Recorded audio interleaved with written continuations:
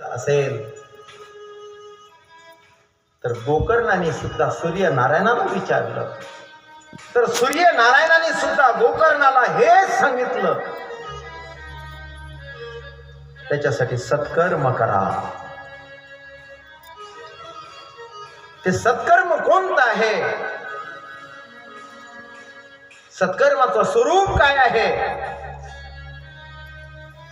याचा विचार सुतांनी शौनकांना दिला. काही सत्कर्म असे आहेत की जोपर्यंत देह आहे, जोपर्यंत जिवंत आहे, तोपर्यंत केल्यानंतर त्याला ते पुण्य कर्म प्राप्त करून देत असतात.